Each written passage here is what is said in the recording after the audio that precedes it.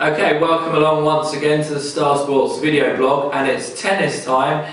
It's the French Open. Roland Garros is very much upon us, and I'm joined here by Star Sports' very own Pat Rafter, or as we like to call him, Alex Wheeler. This is our correspondent on the tennis, those that you don't know him, beavering away pricing up both the men's and women's, probably incorrectly, so feel free to pick off some of the following prices.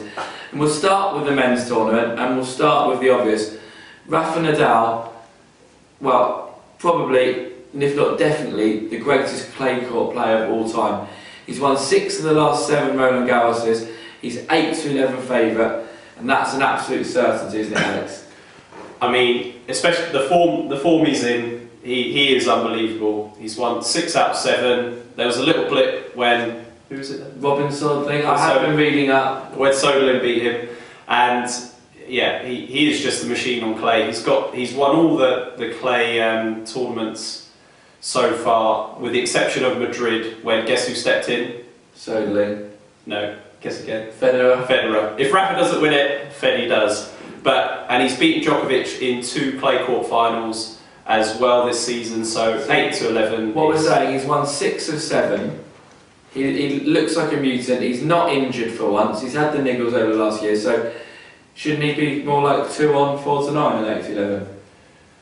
The reason why he isn't is because Djokovic is all of a sudden playing unbelievable tennis. This is the only one that he hasn't added to his locker.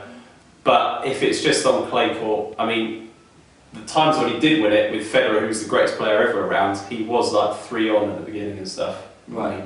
So let's move on. Let's move on to Novak Djokovic. He has been the buzz player in the sport for the last 2 years. I think when you win 50 odd games in a row practically last year, nearly the most famous sportsman in the world last year, the run he was on. He's 9-4 second favourite with us here at Star Sports. I know he's been playing well. He lost to Rafa in Rome, which is a good warm up for Roland Garros. Short, 9-4 for me. A player that's never even got to a final at the French Open. Lay him. We're 9-4, make it 5-2, just because I fancy getting him beat. We're 5-2. All the hard work he's done on the prices, and I'm knocking them out straight away. We're 5-2 Djokovic, and I can't have him. Alex? Well, what I will say about Djokovic, like I said, buzz player for the last year in tennis, he is on fire. This is the only one that's missing, and you know, he's got to 2 finals against Rafa, albeit he's lost, but he's competing, you know, on clay to a very high standard. And just that extra oomph of knowing that this is the one that's missing, and to be, you know, put alongside Rafa and Federer in the echelons of greatness. You know, yeah, exactly. He'll be wanting this so much. And on that note, it was, you know, Roger wanted it so long, couldn't get it, and finally, after scrapping for 8-9 years in France, got his French Open title. And I think Djokovic is in the same vein, but I don't think he's got the ability that Federer had. Federer, the best player ever, only just managed to win 1. Djokovic isn't the best player ever, and I think he'll struggle again, and I think he will go through his career without French Open, especially as long as Rafa's around. Let's move on to that name, the greatest player of all time, one of the coolest men in the world, Roger Federer. Okay, exactly. I mean, how much money has he lost us over the years, and we still love him here. Roger Federer is 8-1, and for me that speaks it all. You know, he's not quite what he was. I don't think the hunger for the French Open is there like it was, and it pains me to say it, but he won't be winning this, and he won't be winning it 8-1. it's really tough to write off Federer in any tournament. And I'm not going to do it here, because what I will say is if Rafa doesn't win it, you know who will. Federer.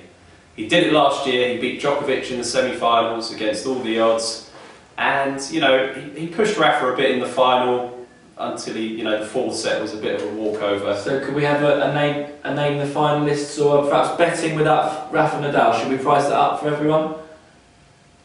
Yeah, we could do. Are we assuming he's in the final? Not right now. Not right now. Like I always say to you in these videos, and any prices that you want, any that we don't mention, or anything you'd like pricing up, a match bet, Federer to get further than Albanian, etc., etc. Here at Star Sports, we're always willing to take people on, we're always willing to price up markets. If there's something specific you're after, please do call us. We want the challenge and we do want to beat you. So bring it on, and that's the sort of thing we're looking to do.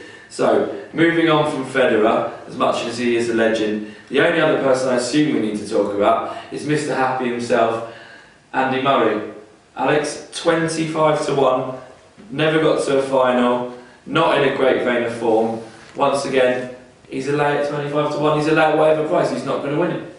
He's really not going to win it. As much as we'd all love to, well, I don't really think I would. No, I know. I suppose it'd be good for the game in Britain, etc. He's not going to win it. And he got to the semi-finals last year. This season, his run. Enough of Murray. He bores us. We don't like him. He's a late. He's not going to win. He's not going to win. Alex, we agreed Nadal's a certainty. I want you to give us one player at a big price that can be some entertainment, a 33 to 1, a 50 to 1, a 66 to 1 shot. Something for us to watch as we go through the tournament. Well, nothing even that big. David Ferrer at 33 to 1. He's been to a clay final where he lost to Nadal earlier on. He's always been sort of top 10 in the world. You know, he might go on a fluky run if Rafa sort of breaks a leg or something. So I'm not going to go with the Spanish first string, I'm going to go with the Spanish second Exactly. string. Right, keep it Spanish. So keep it Spanish. We agreed. Nadal will win, we'll lose all the money here at Star Sports, and hopefully you can get Ferrer in the final at a big each-way price. But whatever you back in the men's, all the best of luck. But let's move on to the fun stuff. Let's move on to the women. I'm sure we'll be both watching keenly here. And favourite 5 to 2. As I keep telling you, the greatest sportsman of all time, Serena Williams.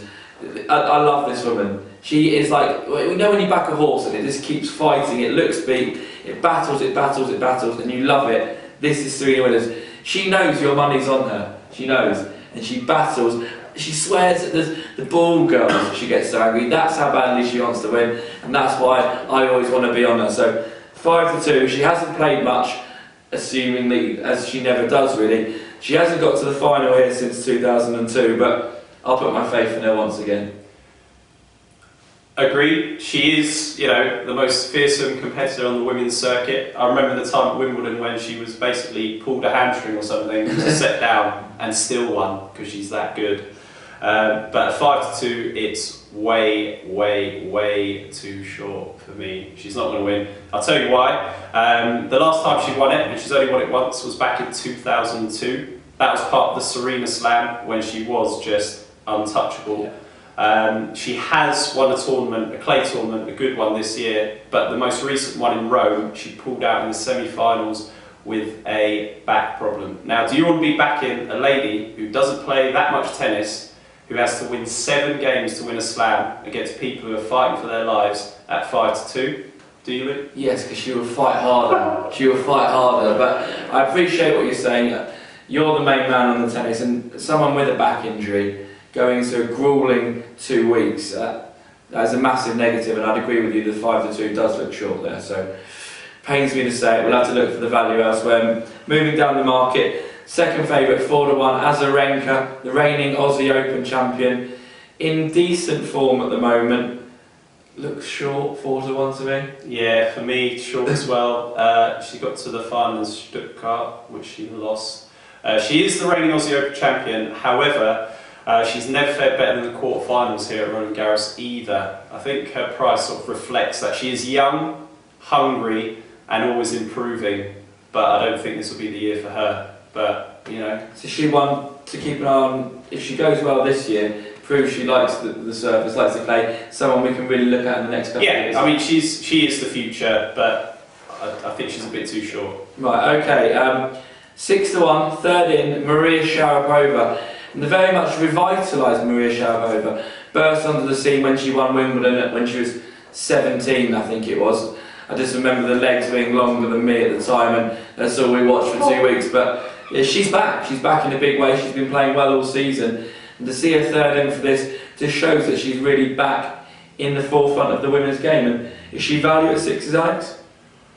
I think she is. She got to the semi-final last year. That was off the back of winning Rome, a good warm-up clay court tournament. She's won it again this year. You know, she got to the final of the Aussie Open. Like you said, she's revitalised, she's in form. She looks hungry. This is the only one that's missing out of, you know, she's won the other ones. This is the one that's missing. Could be her. So she could be the female Djokovic, basically. She's got 3 in the locker, wants to complete that set. Exactly. So the hunger's there, she's back playing well, and I think that's a decent price, 6-1 Sharapova. Yeah, I think semi-finals minimum. It's just whether she can go that extra step further. A good run for your money. Right, let's have a little look down at a couple more players further down the market. And 4th in, 10-1 Li Na, defending champion. Is a big price for defending champion? 10-1? Yeah. Not in the greatest of form, I noticed. Yeah, she's been okay this season. The main thing that puts her off is that the only people who've managed to retain the title in recent years are Justine Henin, who was, you know, the equivalent of Rafa on clay, unplayable. Since she retained it, it's changed hands 4 times, and before her little run, it changed hands 8 times in a row. So defending champs. She's no Henin. She's not going to come back and defend it. Yeah, it's agreed. Agreed. There we go. She's a lay at 10-1. Couple more for you. Miss Stosur, the Aussie bombshell herself, reigning US champion, in at 14-1. She's a very inconsistent player. Yeah. She's definitely not one to put my faith in. Always picks up the odd niggle.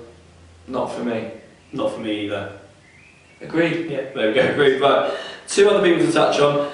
The big player burst on the scene in the last year, Miss Kvitova winning Wimbledon. She is playing well, she is feared. She looks like she's got that hunger, she's got the physical ability. What's she like on clay though?